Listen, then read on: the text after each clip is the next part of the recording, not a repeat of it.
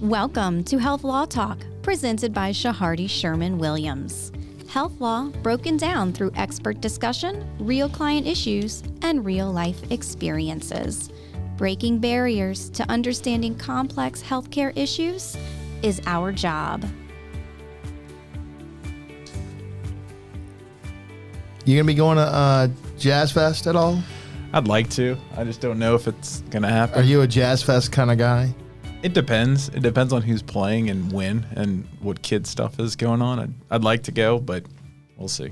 It's always a last minute decision if we go or not. Man, I'm so spoiled. I had a client that used to have the brass pass, and they had the private VIP tent, and I got spoiled. So you can't once you have that. Once you can't. I don't want to go back. Right, you can't. I mean, standing around and thousands of people, and it's hot and it's sweaty, and then you got the communal porta potties that line the perimeter. I just can't do it. Yeah. I mean, this one had private bathrooms, right? Like the air-conditioned bathrooms. We've got that this weekend. Zurich in town. Zurich's in town? Zurich starts today, yeah. So just let me play this out for you, because this topic today is really good. So imagine you're at Jazz Fest. Right. All right. You come in town. You're from Colorado. Okay. You know, Colorado's a very, very free state when it comes to medical marijuana. That's what we're talking about today, or marijuana in general, right? Sure. And you have a legal medical cannabis card from Colorado. Okay. You go in Louisiana to a medical pharmacy, a marijuana pharmacy, and guess what? They can now legally serve you. Yeah. How in the world does that happen? That's changed, because before this year that you would have not been able to do that. So that's been a development, and I think people are excited about it. I think Louisiana looked at it as a way of, well, if all of these other states are issuing these out, we're missing out on capitalizing on these patients. So if they've got a valid card and we believe it's valid, then let's serve them. Well, yeah. I mean, how many people I mean, think about that. How many people at Jazz Fest, you know, that may be coming from out of town that do have this? Sure. I would think it would be very high. Yeah. And other states I know are a lot more lenient and relaxed on how they issue these cards. Some states, I know states vary, but I don't think they have as strict of a guidelines as Louisiana does. Louisiana has been a little bit more lenient recently in what they're issuing the recommendations for, but I know other states aren't as much. So it'll definitely be an influx of business for Louisiana from people from another state. Because before this law that we are going to discuss, before this went into effect, if you wanted to get it from Louisiana and you're a non-Louisiana resident, you couldn't. You had to be a Louisiana resident, so that's now changed. And even if you were a Louisiana resident at that point, then you had to have a visit or a consult or a televisit with a Louisiana provider and get that recommendation. So, and there was time involved in that. You know, you couldn't walk in the same day and usually get those visits. And so you would have to have the cost of that visit. And then it was just specific to Louisiana. So if you plan to never come back here, there's a sunken cost in that. Now, if you're, like you said. It was a worthless visit. I mean, did you look at those websites? I mean, look, with all due respect, I know we had some guests before. It's not even, is it a visit really? Is it just, or just up to the providers? Up to the providers to make it right. Yeah, I get it. Yeah, look, but you know what though? It's legal. All of it's legal, and they're doing it right. They're doing the virtual visit. You pay to play, and you get your deal, and you can get your gummies or what have you, right? Yeah. So now you can be out of state. Now you can come in from a different state, and guess what? You don't need to do that. Yeah, I've got the act right here in front of me. We were going through it before, but what is that act? This is going to be Act 438. 438. And that's been signed into law for Governor Landry, is that right? Yes. Wow. And so it says that a visiting qualifying patient may obtain medical marijuana from a marijuana pharmacy upon producing evidence of his valid medical marijuana registry card or its equivalent. So they've had changes to it. I think this act originally goes back to 2022. But then there's been changes to it, and so that's where I saw that. So it started in 2022, but then I guess they must have reintroduced it in this year, or was it last year? Yeah, there's been changes to it. I didn't go through the full history. But That's all right. I mean, but it's signed into law now. Correct, because before it was much more limited. They've made changes to it, and so I guess we're expanding. Why don't they just say, you know what, we're going to legalize marijuana? I mean, why? We're getting there. Why? We're going to get there. Can't we just not jump through the hoops anymore? I think the change that they've added now is for this one is that each time this out-of-stater, like in your example for Colorado, they have to. They're required to certify on a form approved by the board that they've been diagnosed with a debilitating condition. And then they have to list their name, address, phone number, and they have to sign off saying that they will not divert this to anyone else. So that's the checks and balances. That's the hook, right? That's been put into place, and that the pharmacies have to track this. They have to make a copy of the card, a copy of their driver's license, and they have to retain these records as well. Got it. And they have to verify all this before they sell anything to them as well. And they have to also check to make sure that there's no sort of issues with this patient. So a lot more work on the pharmacy side, but it opens up the doors literally to out-of-state patients now. The tourist toke. Right, that come in town. Yeah. Well, you know what? I'm glad to see it expanding. I mean, I agree with you. At some point, they just need to lay down and say, you know what, all these little hoops and things, because that wasn't the only bill. I mean, we've got multiple bills on this. So what's the next one? I'm curious to see. Let's talk about. You want to go to the NPs? Yeah, let's talk about that one. This is everybody who knows an NP. Right, y'all are gonna have so many friends. I mean, the NPs are gonna be very popular people in Louisiana. Yep. So this one also dates back to 2022, but there's been changes to it. So this is Act 444, and this again signed into law. Correct. Wow. Correct. Authorizes certain NPs and medical psychologists to evaluate and recommend patients for medical marijuana. So this one, let me go through this one and see what the changes were, but.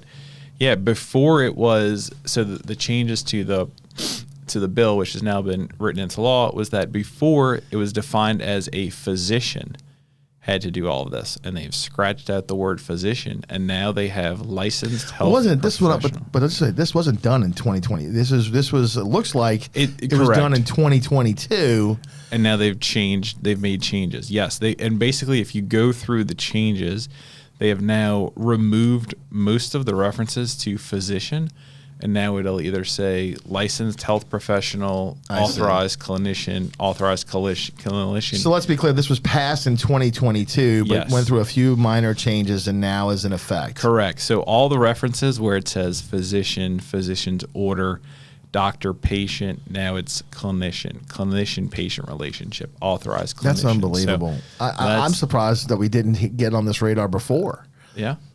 So it's interesting because the Board of Nursing typically takes a much more conservative approach on what they at least say their nurse practitioners can do. There are certain things. Well, it's not just them; it's medical psychologists, so we can do both. Right, we can do both. Right. But yes. But this is an interesting expansion because before a lot of these clinics, when they needed someone to do these patient evaluations, you had to pay a doctor to do it, which obviously costs more. So I could see a lot of these companies that you mentioned, Conrad, that are doing these evaluations.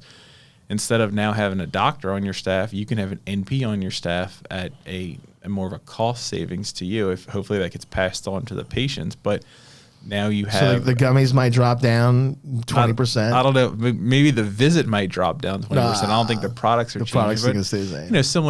Similar to ED departments, they have nurse practitioners and PAs because doctors are just too expensive to staff it. Well, I could see where. Now the value of this. There's going to be the value. And you've got more NPs than MDs that want to do this probably.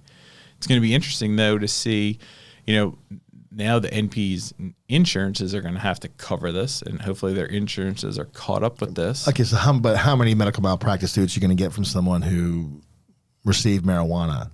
I don't know. I mean, I don't know. I don't see that. That's happening. Your realm. I don't know if that's going to happen. That's a little out there. But I can see. But if you recommend it for someone, how many of those NPs though? Like even if you had a friend, right? A friend of mine, if you're a friend with an NP, suddenly those people are going to be like hot topics, man. Yeah. Or if you recommend it for someone that has an adverse reaction to it, Here's some. Go get some gummies. Here, I'm gonna write the script for you. Right? Yeah. Oh my gosh. Yeah. All right. So that was a good one. That was a good one. I like that. That was a good one. What else did we have in here? I like the one. So this is the one I really like here too. I have not seen this play out in the law enforcement realm, but which one is this? That 473. House Bill Act 473. Oh yeah, you see this one. This is more of a criminal. It's a criminal thing, but look, it says House Bill 629. Now, again, if this is 2022, if this has been enacted, I would love for law enforcement or someone to let us know how this is. It would be really interesting to see this, but it prohibits the search of an individual's residence based solely on the smell of marijuana without a warrant. So you can no longer use smell of marijuana as probable cause to enter without a warrant. That's interesting because I'm a huge fan of cops and all these TV shows. The Law and Order. You always see the police stops when I smell marijuana. I'm coming in. Or you get stopped at a traffic stop and they smell marijuana and there's their PC to search the car. Right. That's interesting. I would love to see if we ever have like a law enforcement, come on the show. What's their training been on this, or how's their training now on traffic stops? Yeah. Because that is a huge thing. And there's also another one that I wanted to talk about. It's similar. That? It was House Bill 234, which I think, kind of piggybacks for this. Prohibits passengers in motor vehicles or operators of motor vehicles from smoking or vaping while operating. I agree with that. That's common sense. It is. It falls under the DUI, DWI. I think they've just caught up the legislation because before so much of it was. But but help me. I get that, but let me ask you this: how do you? Okay, with alcohol, you have the breathalyzer, right? You have the physical on-site test, whatever they do, and you have the smell of alcohol, but now you don't have the smell of marijuana. Well, yeah. But I guess the thing is, if the house, a couple things. If the house is if your car is an extension of your home, depending on who you ask, right? And now you have a bill in Louisiana that says you can't have PC for the odor of marijuana in your house without a warrant. So if you're stopping a car and you walk up and you smell marijuana in the car, that to me would extend the car. So in other words, now you can't search the car based on PC if you smell marijuana, right? Yeah. You can't search the car. I mean, I would love to get law enforcement. I would love to hear from somebody about this. I would presume it would be an arrest under suspicion of DUI, DWI, under this, driving under the influence of marijuana. I presume the officer would just make the arrest based on that. I don't know.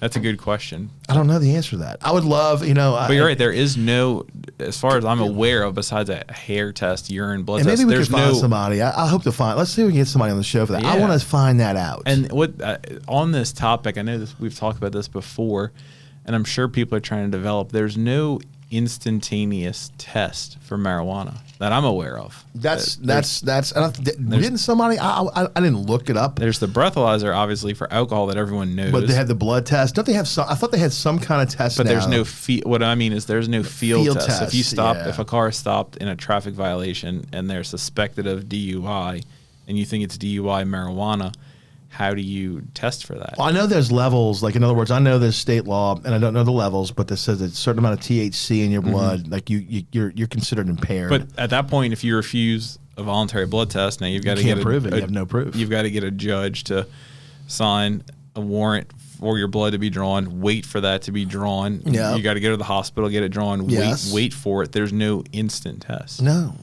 maybe I don't know. Not that I know of. I don't know of an instant test either. That's interesting. So wait, we have a whole slew. This is not the only. Let me see. This is not the only thing here. So we got so that's easy.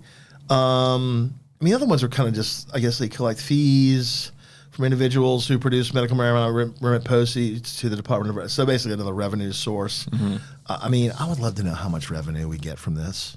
How much revenue? It was kind of like gambling. Remember that long time ago? Maybe you I don't know.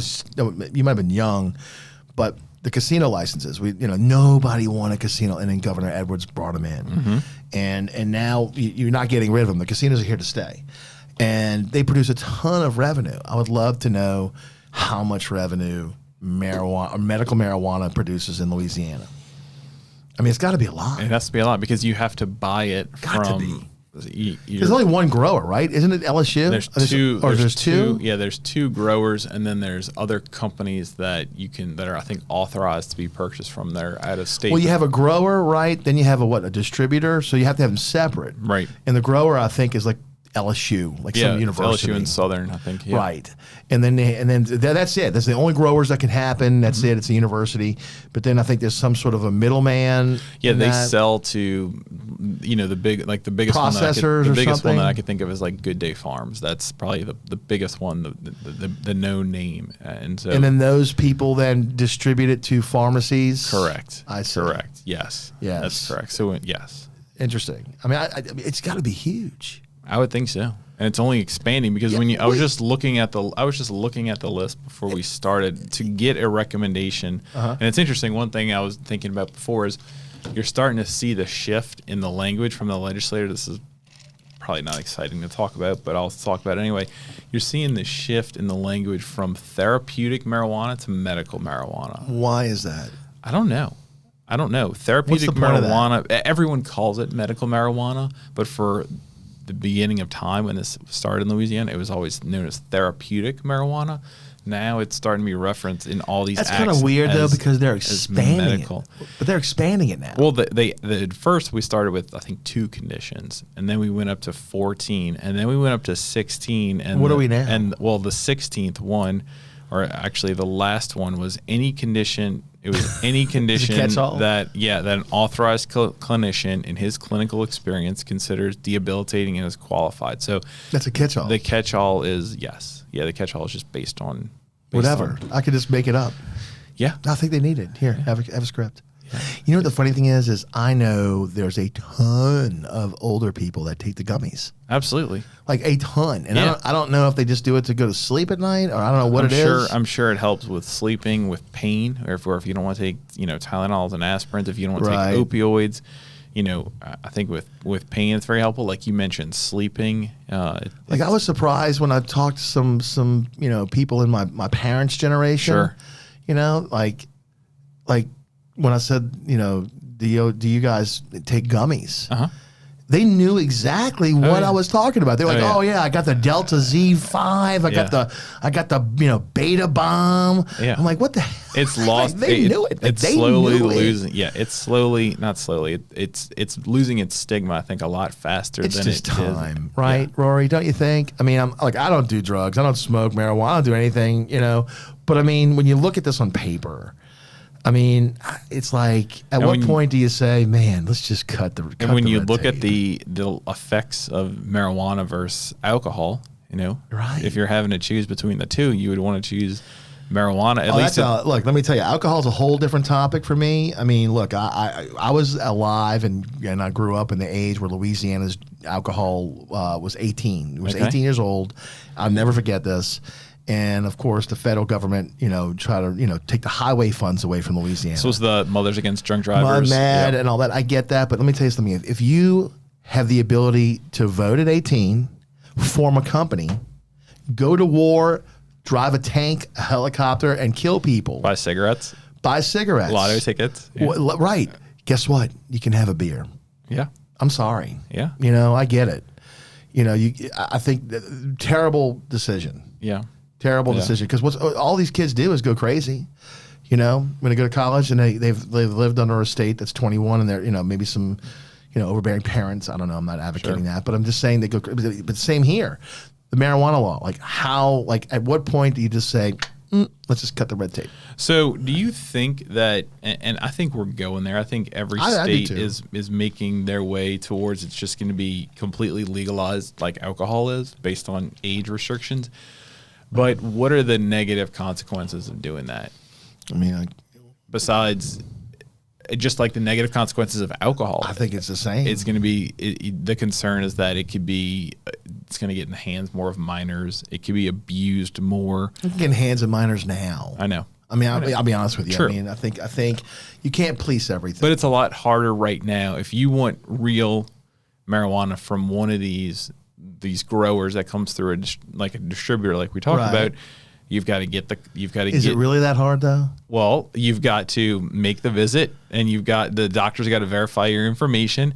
Then after that, and you pay your fee for that, and then after that, you have to go to the pharmacy. They again verify everything. There's a lot more steps in place to actually. There definitely more steps. I agree with that, but is there really an impediment? How many? I would love to know. Here's the question. And look, I respect those guys if they want to make the money doing that. Absolutely, I think it's a great business model right now, given the law, but. I would love to know of the number of patients that come to you for screening, how many are rejected? Yeah, I don't know. I would say less than 1%. Right. I mean, I would and that's when like you just know, like that's what I'm saying. Like, is now the time just to cut the tape and just say, you know what, guys, this is just some sort of a facade that we put up because we want to feel good about ourselves, that we're trying to protect everybody. Yeah. But, maybe it's time. I mean, look, I'm just saying, I guess this is the libertarian in me, right? I guess. I don't Free know. markets. Free markets, right. Yeah. But, I mean, I read this stuff. I mean, have you ever seen the receipt from one of these dispensaries out of state? I was looking at one what does it look like? Years ago. I think it was a dispensary out of Chicago. Is it color-coded? Is it based on what you buy? It was a receipt based out of Chicago, Illinois. Chicago has medical marijuana? I believe it was Chicago. Don't quote me on that, but I believe it was Chicago. It was somewhere in that area. And I remember when you added up all the taxes and fees, it was over 30%. It was closer to 40%. So if you think of that money going into that county or that parish state, I mean, look at Colorado. I mean, they can't spend it fast enough because they're making so much money on it. So I think that is going to be the driving impediment for these more impoverished states, including Louisiana, is that let's legalize this thing and we'll tax it at 20% or something high enough to keep the barrier where. And look, I respect our lawmakers and I respect our politicians to a point, but I find that we're always sort of behind the curve. Sure. And what I mean by that is we had several opportunities, right? Let's just go back to casino gaming. Look, it had to be on the water. Right. You had to have a boat. Right. Couldn't, I mean, like, and the thing is, those boats never left the dock. No. They were just floating basically concrete floating to the dock. barges, right? Yeah. And so then we gave Mississippi the opportunity to create the Mississippi Gulf Coast, basically. Land-based casinos. And now we lost that. And now they're killing it. They're killing it. They've got the casinos, the people hotels. People fly into Louisiana, to New Orleans, right? And then they bus them over to the Gulf Coast. And for what? Yeah. We had an opportunity, we lost it. Yeah. Then online sports betting. Remember that? Oh, sports gaming. We got that fat. I know we're off topic, but we totally off topic. We went to a rabbit hole. We got sports. Louisiana got sports gaming relatively quick. Mississippi still doesn't have it. I thought they did. No, they do not. Okay, they do not. They have it. I thought they did because people were going to the casinos and doing the sports betting there. They have it in the casinos only. They don't have it through mobile apps. I see. So if you want to bet on the Saints game, you have to go to a land-based casino that's licensed in Mississippi, or you have to be within like 100 So we're ahead of the fence. game on that. We're ahead because they do not have all the apps that we do, where you could bet any time of the day. That's amazing. From Okay, your house. so we okay, but now the same thing with medical marijuana. I mean, I thought before I was waiting to see our lawmakers were going to look at Colorado and other states and say, look how much revenue is coming in. I think they're killing it, and maybe we look at that as an alternative. But I mean, I guess I don't know. I'm not a lawmaker, but I'm seeing all this red tape where we could just simply do it. I think the holdup is that as kind of progressive as we think Louisiana being, especially us being in South Louisiana and the New Orleans metropolitan area, a lot of North Louisiana and Northwest Louisiana do not want this. They don't want alcohol. They don't want alcohol on Sundays. I agree. They think that this is the devil's lettuce and it's going to lead to all kinds of problems. I agree. Look, I got friends in the West and I have friends up north. Yeah. I mean, I've got friends all the way up in Minden and I got all the way up to Shreveport and I got to tell you, you're right. I agree with you. So I think that as much as we want it and are pushing for it, I think that there's just as much opposition to this. And I think that this is the middle ground and we are just taking these incremental baby steps, but at some point the people in Baton Rouge are going to have to figure out what to do with this and capitalize on it. So look, basically, if you're out of state, you got a medical marijuana license, guess what? You can come here and get your cannabis. Fill out some paperwork. Done. And get it. And done. Yeah. And then if you're a nurse practitioner, guess what? You just got your friendship circle expanded greatly. And your job opportunities are now even better. That's great. Yeah. That's wonderful. Well, gee whiz. Yeah. I mean, I had no idea. Yeah. I really wish, and I hope we do, I hope we get a lawmaker. Talk about how their law enforcement guy. How their practices have changed now with this expansion. No, that's a good topic to have. Well, I think that's good enough for me. Well, look, I hope everybody that this was a good, informative show. When we first saw this, I'm like, man, this is great, Rory. I love this topic, and I got to tell you, 7 bills, marijuana, governor signed. I mean, I'm just like, we're moving. Like, it moves at like a brisk pace. Yeah. So who knows what's going to happen 2 years from now? That's true. Everyone, we want to thank you so much for being listeners to our show. Please drop us a line or a comment. Give us that 5-star rating for us. And if you have a topic you want to discuss or you want to follow up with us on anything that we discussed here, send us an email. Y'all have a great day. Enjoy. Thanks for listening to this episode of Health Law Talk, presented by Shahardy Sherman Williams. Please be sure to subscribe to our channel, make sure to give us that 5-star rating, and share with your friends. Shahardy Sherman Williams is providing this podcast as a public service. This podcast is for educational purposes only. This podcast does not constitute legal advice, nor does this podcast establish an attorney-client relationship. Reference to any specific product or entity does not count as an endorsement or recommendation by Shahardy Sherman Williams. The views expressed by guests on the show are their own, and their appearance does not imply an endorsement of them or their entity that they represent. Remember, please consult an attorney for your specific legal issues.